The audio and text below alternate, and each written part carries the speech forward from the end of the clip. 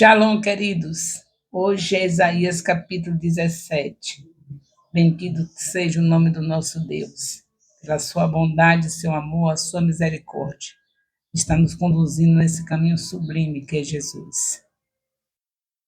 Em Isaías 17, o Senhor faz uma grave advertência contra Damasco. Haverá desolação e dor sobre eles. O grande motivo disso, eles esqueceram de Deus.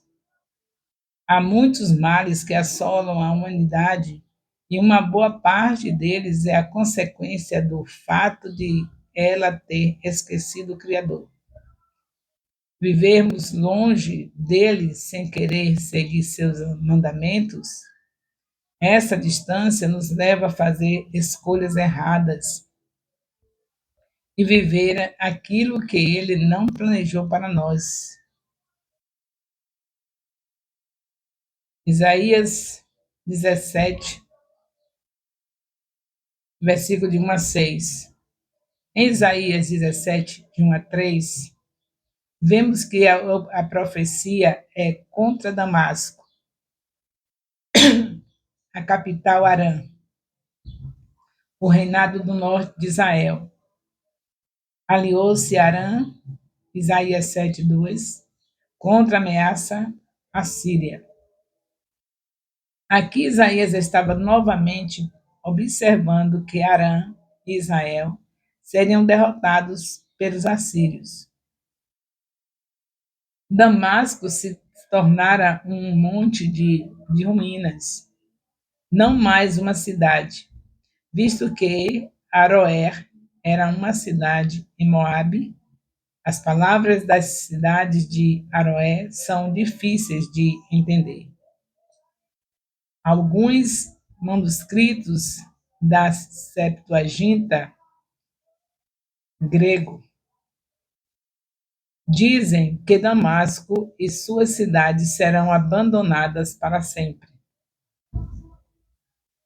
Com as cidades ao redor de Damasco desertas, os animais farão das ruínas seu lar.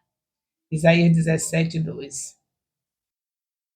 Tanto Efraim, representando Israel, quanto Damasco, representando Arã, seriam derrotados. Isaías 17, 3. A profecia se cumpriu e a Assíria derrotou Arã em 732 e Israel em 722. Em Isaías 17, 4 a 6, percebe-se que esta é a primeira das 3 sessões que começam com a frase naquele dia. Isso se refere ao tempo da ira de Deus sobre seus inimigos, seguido por suas bênçãos derramadas sobre o seu povo. Em algumas passagens, tem implicações escatológicas, referindo-se à tribulação e o milênio, mas em outras se refere apenas à situação atual. Nos versículos 4, 7 e 9, a frase naquele dia, essa frase refere-se à situação mencionada repentinamente ao longo da primeira parte de Isaías. A invasão de Arã e Israel era pelo exercício assírio. A invasão de Arã e Israel pelo exercício assírio. Por causa dessa invasão, Israel enfrentaria dificuldades em comparação com a gordura do corpo se esvaziando. Versículo 4. E com a aparência estéril de um campo. Versículo 5. E uma oliveira. Versículo 6. Após a colheita. O vale de Refaim era uma área fértil a oeste de Jerusalém, onde Davi havia derrotado os filisteus 2 vezes.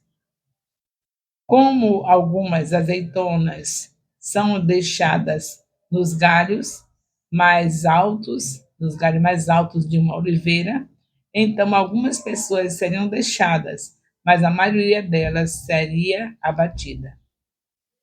Em Isaías 17, de 7 a 8, vemos que quando Israel fosse invadido pelos assírios, o povo de Deus olharia para o seu Criador, para ver o Santo de Israel.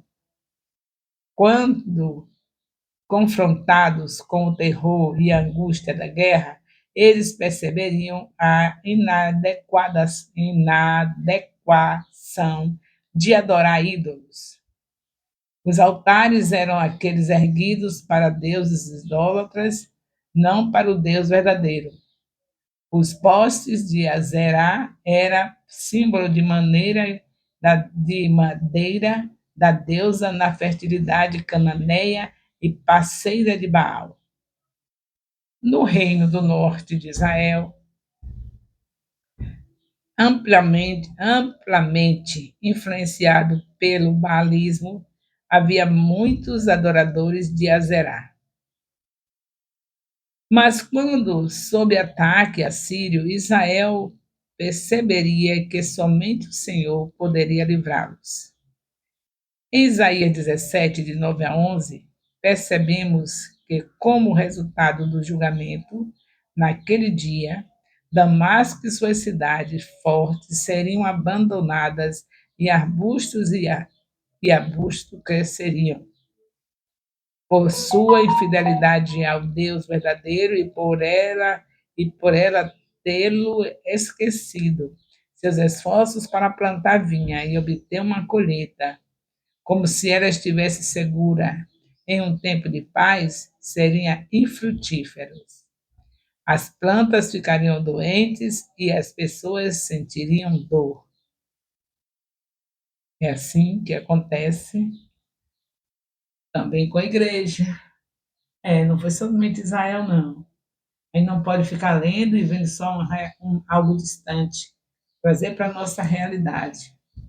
Quantas coisas, vocês viram a pandemia? Vocês acham que é porque essas coisas estão acontecendo? Nós somos um milagre, né? Louvado seja Deus pela sua misericórdia que nós estamos aqui. Mas quantas vidas foram ceifadas através da pandemia? E é por quê? É porque Deus é mau? Não, Deus é bom em todo o tempo. Mas assim como Deus punha Israel, como acontecia essas coisas que estão sendo escritas aqui, não teve plantações, tudo seco, tudo destruído, assim também hoje. A igreja se distanciou. Nós sabemos que o Senhor falou para nós que em 2 Crônicas 7,14, que não devemos nunca esquecer desse versículo, e se o povo que se chama pelo nome dele, quem é o povo que se chama pelo nome dele? Na antiga aliança, os israelitas foram escolhidos pelo Senhor, apesar de tudo que fizeram de errado, mas Deus é soberano, ele escolhe quem ele quer. Então, os israelitas é o povo que deveria estar sempre chamando pelo Senhor. E hoje, não somente os israelitas, mas os gentios também, que foram encaixados em Israel, e hoje nós somos a igreja. Então, a igreja também é o povo que chama pelo nome do Senhor, a igreja. Aí, mas se esse povo que chama pelo nome do Senhor se humilhar, orar, buscar a face do Senhor, se arrepender dos seus maus caminhos, ele ouvirá dos céus e sara a terra. Então, a terra chega a uma dimensão dessa. Pessoas sendo ceifadas, crianças, velhos, todo tipo de pessoa. E a graça de Deus nos alcançou, estamos aqui.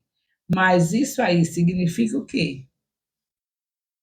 Que o povo não se humilhou, porque Deus não mente. Se o meu povo que se chama pelo meu nome se humilhar e orar, e se arrepender dos seus maus caminhos, se buscar a minha face, eu ouvirei dos céus e sararei a sua terra. E nós sabemos, querido, que está continuando do mesmo jeito. Nem parece que toda essa geração, e todas essas pessoas que estão na terra, é fruto de uma misericórdia de Deus ao extremo. A misericórdia das misericórdias. Misericórdia, muita misericórdia, para nós estarmos vivos. Mas nós continuamos do mesmo jeito, como se nada tivesse acontecido. Procure os templos para ver se tem algum culto de oração que seja relevante, que tenha pessoas para orar. Porque o culto de oração devia ser o mais festivo, porque a oração é falar com Deus. Esse devia ser o culto mais importante no meio da igreja. Em casa, no templo, onde estivesse, deveria ser o culto mais festivo, o mais alegre, o mais relevante é esse. E a casa do Senhor, nossa casa, que eu, você somos casa de Deus, a nossa casa, o nosso lar, e aí o templo que se constrói é para oração. O Senhor deixou bem claro, o nosso Deus falou na antiga aliança, Jesus repetiu na nova aliança, a casa de meu pai é chamada casa de oração. Mas isso não acontece. Experimente no culto matutino, eu já fui em culto matutino, que eu cheguei lá e encontrei uma única pessoa orando. Houve um tempo que eu percorri todas as congregações, eu sempre fui escolhida pelo Senhor para supervisionar a obra dele, porque tem que ter supervisão, todo tempo teve, todo tempo. Então, eu fui supervisionar as congregações olhando em relação à oração. Hoje é discipulado, né? Eu estou indo nos discipulados, tenho me alegrado nos que eu fui, Deus me abençoou, que não eram clandestinos, eram discipulados que estavam ensinando realmente a palavra, fazendo tudo como está sendo orientado. Hoje, eu estou sendo abençoada também nessa área da supervisão do discipulado, mas já teve o tempo que era oração. Eu chegava nas congregações, aí, como não havia culto de oração, mas sabiam que eu ia passar por lá, aí deixava determinado uma pessoa para ficar lá para eu não ficar no meio da rua, para ter porta aberta no templo, uma pessoa ficava de plantão. Eu chegava e encontrava aquela pessoa de plantão, quando no máximo dois. E eu saía dali sabendo que não existia culto de oração naquele lugar. Naquele período, porque eu estava passando e o pessoal, para não passar vergonha, para não me deixar no meio da rua, mandava alguém de plantão. Durante todo o período que eu fiquei com essa, avisando, olha, eu estou passando por aí, estou passando por aí, congregação tal, congregação tal. Aí começaram a fazer isso, mas não existia. E teve aquelas que nem assim, nem conseguiram alguém que fosse abrir o templo para que eu e essa pessoa orasse. Porque eu chegava com pessoas que estavam dando plantão só porque eu ia para poder orar comigo. Meu Deus, ai meu Deus, não é diferente. Eu só quero que você leia a Bíblia e veja, não é só para você ler, veja o que pode fazer. Deus deixou tudo isso aqui registrado, essas maldades que Israel fazia, adorando outros deuses, se afastando de Deus, para a gente ver a nossa, para fazer comparação. Ou você acha que Deus deixou isso aqui, foi escrito nesse papelzinho assim levezinho, que não deu trabalho nenhum, tudo novo, tudo como é agora? Não, foi em rolos, pele de animais, logo de primeira era em pedra, logo de início, depois em peles de animais. Isso dá trabalho, o investimento é grande, Deus não brinca de Deus, se ele tá falando isso, se ele deixou tudo aqui escrito, é porque é necessário. Ele não esconde nada. Os erros de Israel, os erros de cada líder individualmente, tudo vem à tona para a gente tomar uma atitude, né? De arrependimento. É melhor sofrer com os erros, é melhor a gente sofrer com os erros, aprender com os erros dos outros, porque a gente não sofre, do que aprender com nossos erros. Deus vai nos perdoar, sim, mas as consequências, queridos, Deus nos perdoa, mas tem consequência. Então, quanto mais a gente lê a Bíblia, aprender com os erros de Israel, com os erros dos profetas, com os erros dos reis, com os erros dos juízes, com os erros dos sacerdotes, todos que estão registrando aqui, quando a gente aprende com os erros dele, a gente sofre menos. Mas se a gente deixar fazer a mesma coisa que eles fizeram, a gente vai sofrer muito. Já imaginou a situação de Sansão? Eu não me canso de falar isso, porque isso aí foi muito sério, me chama muita atenção. O erro de Sansão, de sair totalmente da vontade de Deus, com tantas recomendações, o nascimento dele, tudo sobrenatural, e depois Sansão se dirigir para as mulheres dos inimigos que ele haveria de matar e se relacionar com elas, se prostituir com elas, sabendo que ele tinha vindo com a missão de matar esses filisteus, todos os filisteus, não deixar nenhum, e ele fazer isso. Então, eu fico olhando assim, e a gente não é melhor aprender com o erro dele? Não foi bom que Deus aí. Ninguém sai do propósito.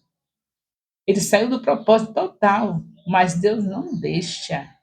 Ele vai atrás, ele escolheu, ele vai atrás. E ele teve que morrer junto com os filisteus, mas fez o que tinha que ser feito, matou todos os filisteus que estava programado por Deus para ele matar. Morreu junto. Não saia do propósito. O propósito nosso, Deus deixou escrito bem claro: Jesus Cristo saindo, sendo assunto aos céus, antes de ser assunto aos céus, não sei se alguns minutos antes, eu sei que ele acabou dessa ordem que foi: ide e fazer discípulos. Estou indo, mas vocês vão continuar fazendo discípulos. E a gente sabe que o propósito é esse. Há quem diga que não. Não, mas meu dom é esse. Tenha 1000 dons, mas você não pode pensar que esses dons que você tem é fora do que ele foi determinado. Se você é um intercessor, é justamente para isso, para você interceder pela pessoa que Deus tem para te mostrar, para você ir lá ganhar essa pessoa, consolidar essa pessoa, discipular essa pessoa. Ai, meu Deus, como está difícil de entender, né? Quando a gente não quer fazer, a gente dá desculpas. Quem quer faz, quem não quer dá desculpas. Não é porque eu sou intercessora, ah, não é porque eu sou levita, ah, não é porque. Meu Deus do céu, quem não quer dar desculpas, né? Porque não está dando para entender que se eu sou uma levita, a minha voz usada por Deus para atrair pessoas, para ficar me ouvindo, vai visitante, às vezes só por causa do levita. O levita tal vai cantar, vão cantar, aí vai visitante, mas tanta gente que nunca mais tem ido ao templo, por causa daquele levita. Aí o levita fica se achando, né? Ele não sabe que isso aí é uma grande responsabilidade. Deus quer usar justamente essa voz, esse dom que ele deu, para atrair vidas e ele ir lá ganhar, consolidar, discipular e enviar. A igreja está cheia. O levita faz o louvor, depois vai beber água, está desconectado mesmo, não sabe que tem que sentar junto de um daqueles visitantes, ouvir a palavra junto e não deixar o visitante sair sem receber a Jesus. Na hora do apelo, vai junto, levita, leva a pessoa. Eles foram ao culto mais por causa de você. Você tem a voz, você tem a maneira como conduzir as pessoas à sala do trono. Aí a pessoa, não, quem não entende, os crentes vai, porque com ele eu consigo chegar num momento de adoração máxima com esses levitas. E aquele que vem que não é cristão, não entende desse mistério de ir à sala do trono, mas fica empolgado, emocionado, porque música emociona. Até tem crente que só está mesmo emocionado, não está nem adorando nada. Então emociona. Aí agora é a vez da vida. O dom é com essa função, o dom de você receber, de estar adorando, é com a função de você enriquecer o reino de Deus, aproveitar as pessoas que vão atrás de você, que vai por causa de você, e não perder de vista, ou na porta, ou sentar junto, para naquela noite, naquela tarde, naquele dia, você estar ali, ó, pegando a primeira pessoa que você achar mais próximo. Senta junto. E, quando terminar o culto, cola com essa pessoa. E aí, você conseguiu entender a palavra? Você já viu que Jesus é o caminho, a verdade e a vida? Você quer Jesus? A pessoa se entrega a Jesus. Aquele abençoado do levita vai acompanhar, consolidando, discipulando e enviando. Agora, como é que o levita vai ganhar vida se ele só pensa que só tem que estar aqui na terra para cantar? Oh, meu Deus, é muita falta de entendimento, né? Só estou aqui para louvar, não faço outra coisa. Os outros que ganham as vidas. Pelo que eu sei, todos que são discípulos é para consolidar, ganhar, consolidar e enviar. E o Levita tem a facilidade, né? Porque as pessoas gostam de estar perto deles, eles aproveitam e ganham logo para Jesus, forma logo os seus 12, né? Ganhar. Vai ganhar com facilidade. Vai abrir a boca, a igreja enche. Aí você aproveita e vai trabalhar. Quando terminar a parte do louvor, já vai logo para a porta, pega um por um. Está cheio de gente que veio por causa de você, pega um por um. Peraí, você veio aqui para adorar a Deus? Foi, que bom, né? Peraí um pouquinho. Gente que não sabe nem o que é adorar, mas está dizendo que foi. Aí você aproveita e pergunta: você sabe que Jesus é o caminho, a verdade e a vida? Ninguém vai ao Pai senão por Ele? Você sabe que nenhum de nós podemos ser filhos de Deus se não aceitarmos a Jesus? Está escrito em João, capítulo 1, versículo 12, Porque todos quanto aceitam a Jesus Cristo, esses são chamados filhos de Deus. Pega um indivíduo, falou isso, não precisa querer forçar, só basta dizer a palavra, aguarde que o Espírito Santo vai operar. Se não for naquele mesmo dia, depois ele volta e procura por você quando terminar o culto e diz: Olha, eu quero Jesus. É assim que nós vamos ver a nossa cidade, o nosso, o nosso estado, o nosso Brasil aos pés do Senhor Jesus, com pessoas que sabem o que a Bíblia está mandando fazer. E estamos estudando para isso. A Bíblia está mandando fazer isso. Seja qual for os dons que você tiver, tudo é ferramenta para você ganhar, consolidar, discipular e enviar.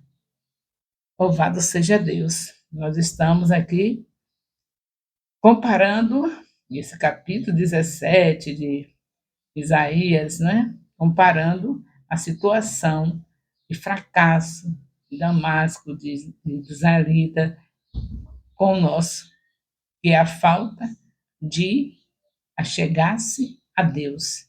E Deus pune, como tem punido a igreja e puniu o povo dele no passado. Então, vamos nos chegar ao Senhor. O apóstolo Tiago deixa esse conselho também para nós. Tiago 4:8. Chegai-vos a Deus, e ele se chegará a vós.